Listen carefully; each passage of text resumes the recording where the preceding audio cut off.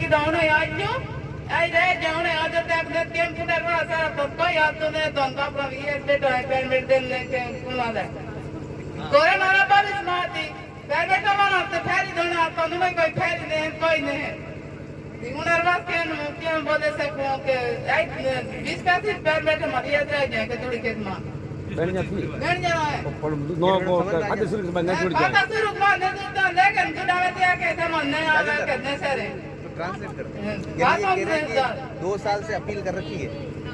जो मारा कहવાનો सवाल ये है कि खाती सुरक्षा समस्या कैट अलग से अलग बनो बेटा बनो और दूसरा बेटा बेतन बेटा था तो अलग अलग बनी गयो कैट बनी गयो उन्होंने 10 साल तक थी गयो आज तक उन्होंने खाती सुरक्षा में अनाज नहीं મળતું तो वो कागज लावो वो कागज लखावो वो रिपोर्ट करो वो कोई भी रिपोर्टो करी थाकी गया पोनी बात में कोई हजी तक जुड़नो नहीं है तो कहવાનો सवाल है मारो जो तकलीफ है वास्तविक में कोई नहीं तो जो बच्चों अलग अलग रहो जमीन कम थी उड़ान तो जमीन टुकड़ो टुकड़ो बस खेती बाड़ी ओછી थवा टूकी तो बेसी 12 महीना लपा जपा दोनगी ये अबारे रो गुजरात जातो रो आलू वेणवा जातो रो कोई मजूरी जातो रो कोई केरोमा मुणे नहीं मळे अबार 5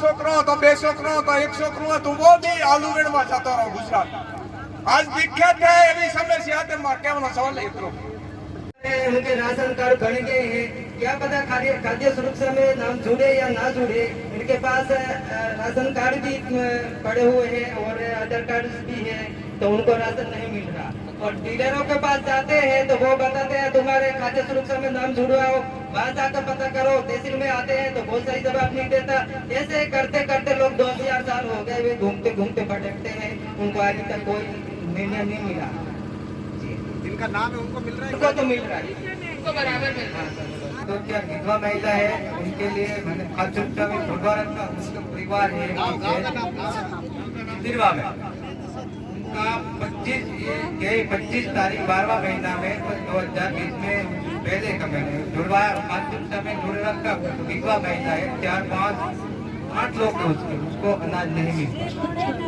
उसमें खाद्य सुरक्षा में नाम ही नहीं है। ऐसे लोग हमारे गांव में 10-15 लोग हैं उनका राशन कार्ड भी मिले पूर्ण राशन कार्ड डीलर भी खुलता है पूरा बायोडाटा खुलता है उसको खाद्य सुरक्षा नाम में नहीं चढ़ा है इसलिए राशन नहीं मिल पाता।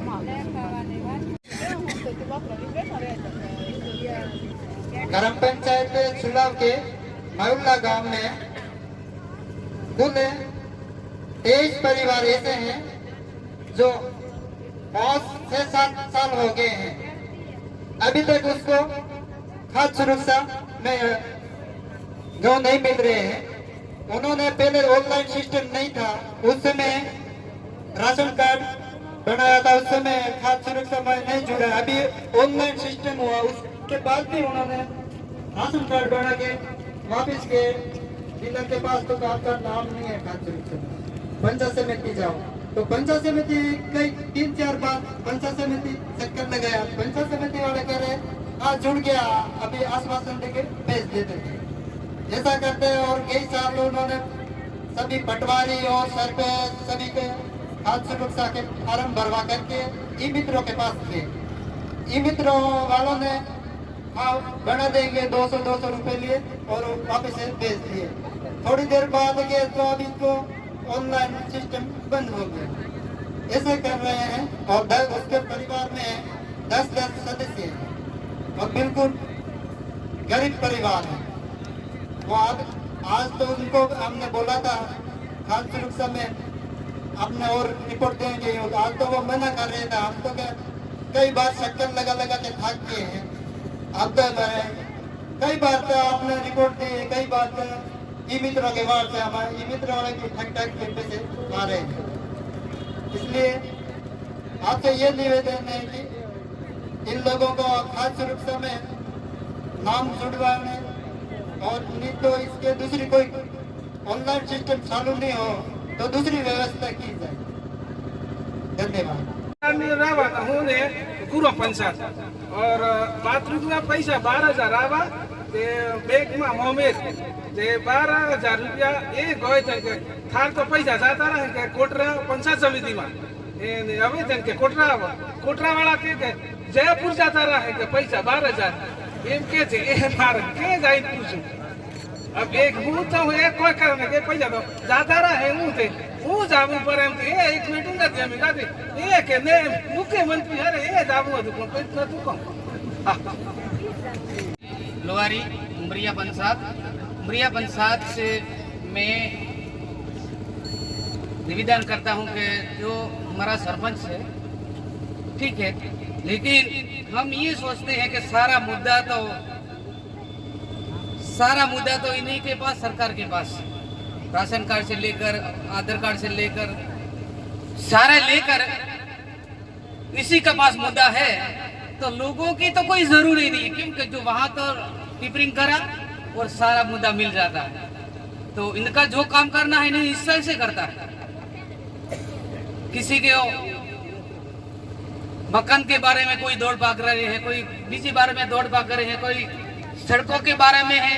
तो हमारे राशन कार्ड में कई लोग हमारे भी वंचित पड़े हुए हैं, वो हम सर्वे करके देते हैं, उसी को कुछ मिलता नहीं है। कि अभी लॉकडाउन में सबको जो ऑनलाइन सबको थी अच्छा था, उसको तो अच्छा मिला, उसको तो अच्छा गुजारा चला, लेकिन वो नहीं मिलता था। वो बेचारे देख रहे थे कि हमारे भी मिलता तो हम भी पेट पूजा करते, हमारे को मिलती तो हमारे भी पेट पूजा करते, तो हम वो खाते हैं, वो भी हमारे को जो मिलता है उसको बुरा लगता है। क्यों कि बेचारे वो देख रहे हैं उसको नहीं मिल रहा है, हम खा रहे हैं। लॉकडाउन में हमारे को कुछ डबल मिला, उसको तो फायदा हुआ, और नहीं मिला है वो वहां का वहां बिठा रहा है, वहां का वहां समस्या में पड़ा है। किसी बच्चे हैं, किसी अनाथ बच्चे हैं, किसी विधवा है, वो लोगों को अभी तक वो अमीर का अमीर तो अमीर ही है, लोग जो समझदार है वो तो आगे आगे बढ़ता रहता है। वो नीचे गिरे हुए पड़े हैं, वो आदिवासी वो गरीब स्थिति में पड़े हैं, वो वहीं के वहीं गिरे हुए हैं, वहां से कोई खड़ा करने वाला नहीं मिलता है अभी तक। तो सरकार का ये निवेदन है कि जो सरकार, क्योंकि हर किसी को मिलना चाहिए, मेरे निवेदन ये है कि हर किसी को मिलना चाहिए, क्योंकि बेचारा वो भी उनके भी पेट है साथ में, आपका पेट को मिलना चाहिए, सबको बराबर मिले तो सब हम बराबर खाएंगे। तो वो भी सारे देखते रहते, हमारा किसी को डबल मिलता था तो किसी को 80 किलो मिल रहा था, तेरे को कितना मिला, मेरे को 80 किलो मिला, तो हमारा तो कुछ नहीं मिला, हम कहाँ जाएंगे। तो तुम्हारे को वो करना पड़ेगा, वो करना पड़ेगा, वो कर करके वर्षों बीती गई, अपन को वो नहीं कुछ नहीं है, लेकिन लोग अभी तक कर रहे हैं। तो सरकार को हम निवेदन करते हैं कि जो सरकार बनती है जब तक तो इसे पढ़ती है, वोट दे, ये काम कर दूंगा, वो कर दूंगा, तुम्हारा वो ही कर दूंगा, वो कर दूंगा, लेकिन सरकार के बंद के बाद इसका पेट का पूजा करते, लेकिन लोगों के काश कोई देखता नहीं है। कर्मचारी है वो भी नहीं ध्यान देते, हमारे गांव के लोग हैं अधिकतर वो भी ध्यान नहीं देते कि हम इस लोगों के पीछे पड़े हुए। तो लोगों को सब बराबर मिलना चाहिए, मेरे ये कहने निवेदन है कि बराबर सबको मिलना चाहिए। रोएंगे हंसेंगे तो सब हंसेंगे, बराबर होना चाहिए, मेरे ये कहना निवेदन है। मुझे बहुत अच्छा लगा, पता नहीं अब मेरी भाषा आपको कितनी समझ में आएगी, फिर भी मैं प्रयास करूंगी कि अपनी बात आप तक पहुंचा सकूं। और कुछ चेहरे बहुत जाने पहचाने लग रहे हैं, मऊला से जो लोग आए, लोहारी वाले जो भैया, मैं बहुत देर से सोच रही थी कि इन भैया को कहाँ देखा है, उन्होंने बताया कि लोहारी से हूँ। तो आपकी जितनी भी समस्याएं आई तो पहले मैं उस पर बात कर लेती हूँ, फिर मैं मेरी बात करूंगी। तो आप सबने सबसे बड़ी समस्या यही रखी कि हमारे गांव में, हर गांव में 10-12, 20-25 परिवार ऐसे छूट गए हैं जिनको राशन नहीं मिल रहा है। अब वो छूटे कैसे कि पहले वो अपने पिता के साथ होंगे, एक राशन कार्ड में पिताजी के साथ होंगे, फिर शादी हो गई, ब्याह हो गया, तो राशन कार्ड अलग हो गया। अब जो अलग हो जाता है उसको फिर वापस गेहूँ नहीं मिलता है, उसको फिर से उसका वो जैसे लोहारी वाले भैया ने कहा कि भाई ये करना पड़ता है, ये कागज लाना पड़ता है, ये कागज लाना पड़ता है, तब मिलता है। तो उसकी एक प्रक्रिया है, उसकी प्रक्रिया क्या है कि जब ये सर्वे हुआ खाद्य सुरक्षा का, है ना, इसको बोलते हैं खाद्य सुरक्षा, यानी खाद्य मतलब भोजन, आप जो खाते हो उसकी सुरक्षा, मतलब आपको उसकी उतना भोजन तो सरकार आपको देगी, इसलिए अपने को गेहूं 2 रुपए में वहाँ पे मिल जाता है। तो उसमें एक सर्वे हुआ 2013 में, आप सब लोग जो थे वहाँ पे 2013 में, आज 2020 चल रहा है, 7 साल हो गए उसको। तो उसमें जितने जितने लोग थे उन सबको शामिल कर लिया। अब वो उसमें कहा कि जिस आदमी को नया शामिल होना है, कोई नया आदमी आ जाता है, कोई गांव से बाहर आ जाता है, बाहर से आता है या कोई और, तो वो जाके कहेगा कि भाई मेरा नाम इस सूची में शामिल नहीं है, तो मेरे को वो अपील करेगा। अपील कहाँ करेगा? किसी को पता है कहाँ अपील होती है? अधिकारी मतलब एसडीओ साहब के पास, है ना। तो उसके लिए पहले तो आदमी को खंड अधिकारी के पास जाना पड़ता था, है ना। अब क्या होता है कि ई मित्र पे आप कर दो अपील, ई मित्र से वो सीधे कंप्यूटर से ही उपखंड अधिकारी के पास चले जाएगी और उपखंड अधिकारी उसको स्वीकार कर लेंगे। अब कोरोना में क्या हुआ, कोरोना काल में आप सबको पता है कितनी मुसीबत आ गई। तो जो मुसीबत आप लोगों के ऊपर आई, तो सरकार के ऊपर भी बहुत मुसीबत थी, क्योंकि सरकार ने बोला कि हम दुगना देंगे, यानी आपको पहले 5 किलो मिलता है एक आदमी को, तो उसको 10 किलो मिलने लग गया। तो उस समय बहुत सारे नए नए लोग शामिल होने लग गए, मतलब अपीलें जाने लग गई उपखंड अधिकारी के पास और बहुत सारे लोग अपीलें स्वीकार होने लग गई। अब मान लो हमने फरवरी है अभी, है ना, फरवरी में जब कोरोना में हमने उसको 100 क्विंटल पहुंचाया राशन की दुकान के पास, और उसने 20 परिवार और जोड़ लिए। 20 परिवार मतलब 100 लोग, है ना। तो 100 लोगों को 10-10 किलो देना है, कितना हुआ? 1000 किलो।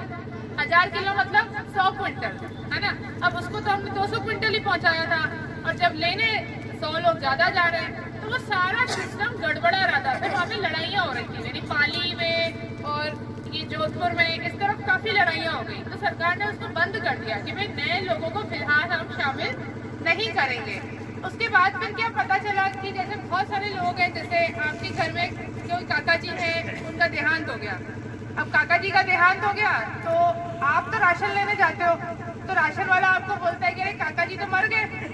तो 5 जने हैं तो 4 ही लोगों का राशन देता है, 20 किलो ही देता है, 5 किलो उसने खुद ही रख लिया, है ना।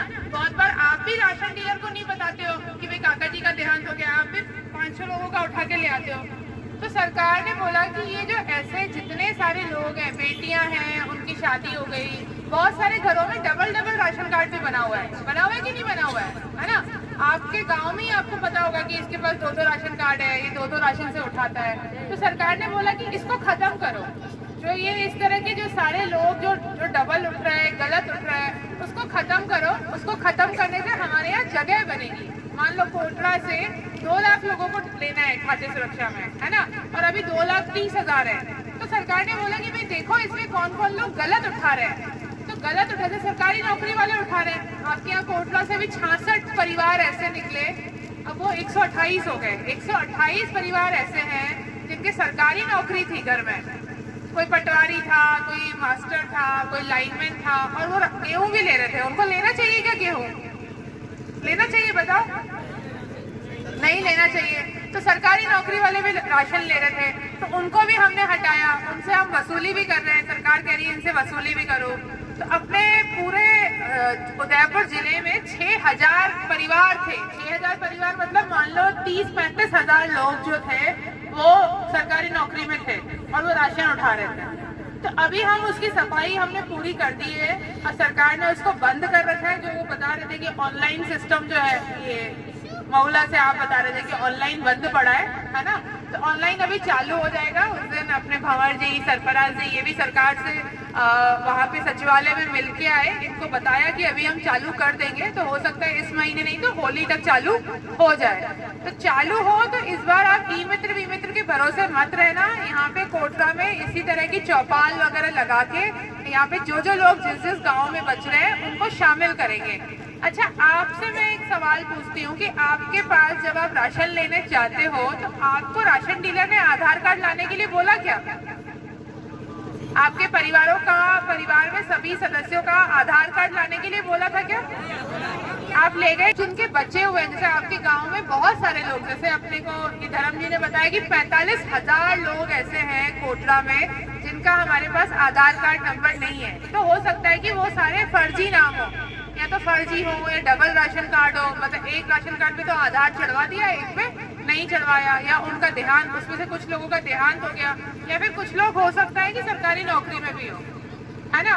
तो आपके गांव की लिस्टें हमने धर्म जी को दे दी हैं और सारी की सारी वो आपके पास आ जाएंगी वो लिस्टें। तो उसमें अपने को क्या करना है, जो जो लोग बच गए वो अपने गांव में ही रहते हैं, है ना। यहाँ जगह है तो सूरत चले गए, लेकिन गांव उसके लोग तो उसकी पत्नी उसके बच्चे वो तो यहीं है।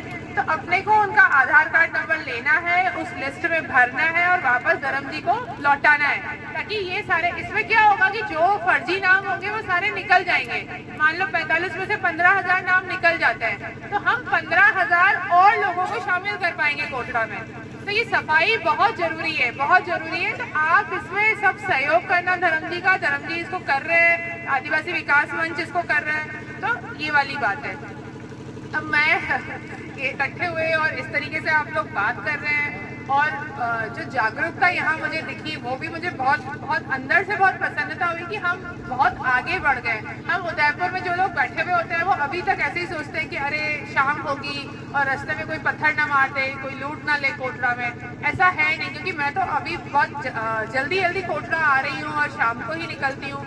तो ये जो बदलाव आया है, दूसरा जैसे उस दिन मैं महुला गई, महुला में मैंने जो शिक्षा के प्रति आप लोगों के अंदर जो ललक देखी कि किस तरीके से बच्चे बड़े जो किशोरी बालिकाएं थी, जो लड़कियां हैं, वो किस तरीके से पढ़ना चाहती हैं और पढ़ने के लिए कितनी लालयित थी वो लड़कियां, और जिस तरीके से पढ़ रही थी। तो मैं आपको सलाम करती हूँ सभी कोटड़ा वालों को कि आप लोग बहुत बहुत आगे बढ़ रहे हो, इसी को आप आगे बढ़ते रहो। लेकिन ये हमेशा ध्यान रखना कि हमारा पढ़ने लिखने का मतलब ही शहरी बन जाना होता है या फिर कोई नौकरी लग जाना होता है। तो जो जंगल है, जो प्रकृति माँ है, वो वही हमारी सबसे बड़ी पूंजी है। तो पढ़ लिख के हम इसी प्रकृति को संभालें, इसके साथ रहें और इसी को और कैसे बढ़ा सकते हैं। आज पेड़ काटे जा रहे हैं, पेड़ लगाएं, पेड़ इसी कोटड़ा को बचाएं, कोटड़ा का जो स्वभाव है उसको बचाएं, तो वही सबसे बड़ी बात होगी। और जैसे यहाँ पे 2-3 बातें हुई, मोताड़ा वाली बात बहुत अच्छी हुई। मोताड़ा में आप देखो कि जो देता है वो भी नुकसान में और जो लेता है उसको तो कुछ मिलता ही नहीं है। जिसके परिवार में किसी की मृत्यु हो गई उसको कुछ नहीं मिलता है। और बीच में जो एक पूरा सिस्टम है, जो पंच पटेल जो और लोग भी हैं, सरकारी आदमी भी उसमें बहुत सारे लोग जुड़ जाते हैं, वहीं सारा मतलब बीच में बट जाता है, जैसा कि अभी बाबूलाल जी ने बताई पूरी बात। तो ये एक सामाजिक समस्या है, इसमें सरकार भी बहुत हद तक कुछ नहीं कर सकती। सरकार कानून बना देगी ज़्यादा से ज़्यादा, लेकिन गांव में अब जैसे जैसे आप पढ़ाई लिखाई के प्रति जागरूक बन रहे हो, सोच होता था तो मृत्यु भोज में 36-36 गाँव को, 50-50 गाँव को जिमाते थे। तो इतने लोग आते थे, मतलब 10-10 हज़ार लोग आते थे। तो आदमी के घर में अगर उसकी मृत्यु हो गई तो इसका मतलब उसकी सारी जमीन बिक जाएगी। तो अभी वहाँ पे पंचायत जो अलग अलग समाज है, मान लीजिए कुम्हार समाज है, जाट समाज है, वो अलग अलग समाज अभी इकट्ठे होके वहाँ पे कलेक्टर साहब ने भी इस चीज़ को हाथ में लिया है और वहाँ पे सारे समाज घोषणा कर रहे हैं। वो आपस में पंचायतें करते हैं और फिर घोषणा करते हैं कि भाई अब हमारे यहाँ किसी की भी मृत्यु होगी तो हम मृत्यु भोज नहीं करेंगे।